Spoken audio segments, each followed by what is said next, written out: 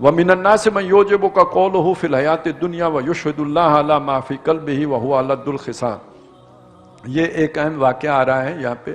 واقعہ تو خیر جو بھی ہے اپنی جگہ پہ، لیکن اس میں سبق بہت اہم ہے،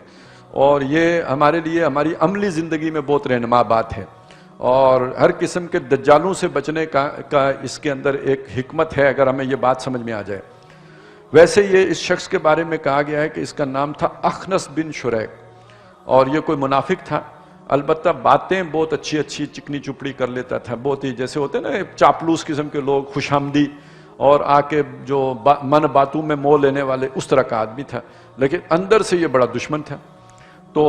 فرمایا کہ وَمِنَ النَّاسِ مَن يُعْجِبُكَ قَوْلُهُ فِي الْحَيَاةِ الدُّنْيَا، لوگوں میں وہ بھی ہیں کہ جن کی دنیا کی زندگی میں بات کرنا، قولہ، ان کی جو بات ہے، یعجبک، آپ کو تعجب میں ڈال دیتا ہے، بلا معلوم ہوتا ہے، آپ کو بڑا پسند آتا ہے، لگتا ہے کہ بڑا مخلص آدمی ہے، لگتا ہے بہت ہی اچھا نیک آدمی ہے۔ وَيُشْهِدُ اللَّهَ عَلَى مَا فِي قَلْبِهِ، اور وہ بات کرتے ہوئے اللہ کو اپنے دل کی حالت پر گواہ بھی بناتے ہیں، اللہ کی قسم میں مخلص، میں آپ کا تابعدار، میں خادم، میں فلانا، میں ٹنگڑا، آپ تو سوتے ہیں، میں آپ کے لیے دعاؤں میں لگا رہتا ہوں۔ تو وَيُشْهِدُ اللَّهَ عَلَى مَا فِي قَلْبِهِ وَهُوَ أَلَدُّ الْخِصَامِ، حالت یہ ہے کہ وہ سب سے زیادہ بڑا دشمن ہے، جھگڑالو ہے، مخالف ہے، آپ کا یعنی جڑیں کاٹنے والا ہے، جڑیں کھودنے والا ہے۔ اب اس میں جو اصل سمجھانے والی بات یہ ہے، کبھی موقع ملے تو علامہ اقبال کی ایک نظم ہے، سادہ سے نظم ہے، مکھی اور مکڑا، تو اس کے اندر بہت اچھی تعلیم دی گئی ہے، وہ اگر ہم سمجھ آ جائیں تو ساری ڈپلومیسی دنیا کی سیکھ لیں گے ہم۔ تو جو بندہ آپ کو جسے کہتے ہیں نا چڑھا رہا ہے، تو وہ کسی اپنے مطلب کے لیے چڑھا رہا ہوتا ہے۔ جو آپ کا مخلص ہے نا، وہ آپ کی برائی کو برائی کہے گا تاکہ آپ اپنی اصلاح کر سکیں۔ جو آپ کا دشمن ہے وہ آپ کو خوب مکھن لگائے گا، چکنی چپڑی باتیں کرے گا، لچھے دار باتیں کرے گا، اور اسے دیکھ کے آپ کو معلوم ہوگا کہ یہ بہت ہی کوئی اچھا آدمی ہے۔ اور اللہ کے نبی کے ساتھ بھی یہ ہو جاتا تھا، ان یقولوا تسمع لقولہم، آگے جا کے ہم پڑھیں گے، جب یہ باتیں کرتے ہیں اے نبی آپ کے کان ان کی طرف لگ جاتے ہیں، باتیں ہی ایسی ہوتی ہیں، شاندار تقریر، بڑی جو ہے نا الفاظ مزین کر کے، تو پریزنٹیشن، یہ اچھا لفظ آ گیا، یہ جتنے بھی ہوتے ہیں نا آپ کے جو مارکیٹنگ کرنے والے، تو وہ جب اپنی پروڈکٹ کو سیل کرنے کے لیے آتے ہیں، مارکیٹ کرنے، تو اصل شے تو ہے ہی پریزنٹیشن نا، کہ آپ نے اپنے جو بھی آئٹم ہے اس کو پریزنٹ کیسے کیا ہے۔ اب اس میں جو آپ مبالغہ کریں، جو جھوٹ ماریں، یہ سارا ہنر ہے، اور بس پھر چیز ایک دفعہ مارکیٹ ہو گئی تو پھر ہاتھوں ہاتھ جائے گی، بے شک اس کے بعد وہ آپ کا بیڑا غرق کرے، وہ دوائیاں جو آپ کا ستیہ ناش پھیریں، لیکن یہ کہ ان کی اچھی مارکیٹنگ ہو گئی تو پھر وہ بکیں گی، ہاتھوں ہاتھ جائیں گی۔ تو اسی طرح سمجھ لیجئے کہ ہر بندے کے ساتھ کچھ بندے ایسے لگ جاتے ہیں کہ جو بہت اچھے پریزنٹر ہوتے ہیں، تو وہ پھر بندے کو بیڑا غرق کر کے چھوڑتے ہیں۔ ابھی شاید ہمارے خان صاحب کے ساتھ بھی کوئی ایسی ہی بلائیں چمٹ گئی ہوں گی نا، کہ جنہوں نے ان کو پھر یہ یہاں تک پہنچا دیا ہے۔ تو یہ ہر بڑے لیڈر کے ساتھ یہ تماشا لگتا ہے، اور اس کو نقصان کھلا دشمن نہیں پہنچاتا، یہ جو ہمارے آستین ہے نا، یہ جو سانپ بیٹھے پل رہے ہوتے ہیں آپ کی آستین میں، یہ نقصان پہنچاتے ہیں۔ اور یہ ظاہر ہے آپ اپنی آستین میں کون سا سانپ بٹھائیں گے جس کو سانپ نہیں سمجھیں گے،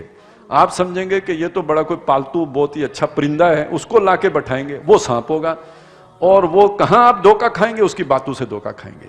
تو یہ قرآن مجید نے ہمیں زندگی بھر کا سبق دیا، یہ کافروں کے لیے بھی سبق ہے، جو مسلمان نہیں ہے اس کے لیے بھی سبق ہے کہ چکنی چپڑی باتیں کرنے والوں سے بچو، یہ تعریفوں کے پل باندھنے والوں سے بچو،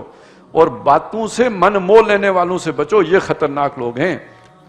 تو لوگوں میں سے وہ بھی ہیں کہ جن کی باتیں آپ کو بہت تعجب میں مطلب بہت پسند آتی ہیں، لباتی ہیں آپ کے دل کو، اور وہ قسمیں کھا کھا کے اپنے مخلص ہونے کی باتیں کرتا ہے، حالانکہ وہ سخت جھگڑالو ہے۔ وَإِذَا تَوَلَّا، اور جب وہ لوٹ کے جاتا ہے، یعنی منہ پہ تو وہ اس طرح کی باتیں کرتا ہے، لیکن جب وہ لوٹ کے جاتا ہے، سعیٰ فِی الْأَرْضِ، وہ زمین میں کوشش کرتا ہے، سعی کرتا ہے، بھاگ دوڑ کرتا ہے، لِيُفْسِدَ فِيهَا، تاکہ اس میں فساد مچائے، وَيُهْلِكُ الْحَرْثَ وَالنَّسْلَ، اور وہ کھیتی کو برباد کرے اور نسل کو برباد کرے۔ اب اس کے معنی کی ڈیٹیل میں ہم نہیں جاتے، اس کے موٹے مسئلہ یہ ہے کہ وہ فساد پیدا کرنا چاہتے ہیں، ہے فسادی، بن کے آتا ہے پرامن، بن کے آتا ہے مصلح، بن کے آتا ہے خیر خواہ، بن کے آتا ہے ہمدرد، بن کے آتا ہے بھائی خواہ۔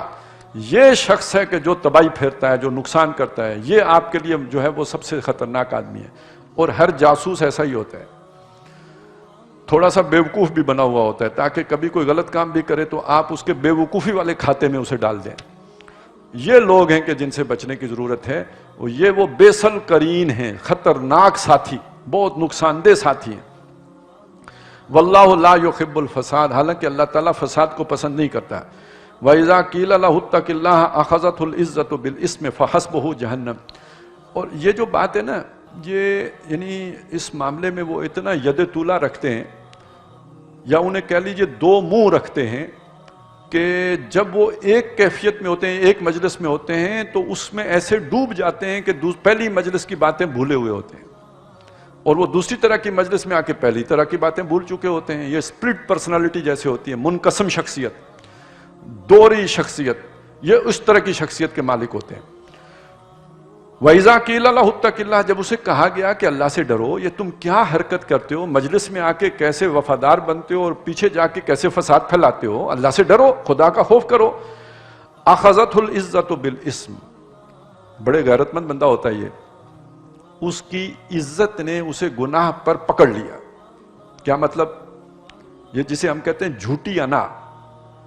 یعنی بات ماننا اس کے لیے ممکن نہیں ہوتا۔ ایسی پرسنالٹی ہوتی ہے کہ کسی کی بات ماننے کو اپنی توہین سمجھتا ہے، آپ اسے مخلصانہ مشورہ دیں سننے کے لیے تیار نہیں ہوتا، وہ اپنی جو بھی اس کی ہے نا وہ سوچ، وہ اس پہ رہتا ہے، اور آپ اگر اس سے ہٹانے کے لیے اسے کوئی خیر خواہی کی بات کریں سنتا ہی نہیں۔ اخذت العزت بالاسم فحسبہ جہنم، ایسے شخص کا ٹھکانہ دوزخ ہے، اس کے لیے جہنم کفایت کرے گی۔ ولبئس المہاد، اور وہ بہت برا ٹھکانہ ہے۔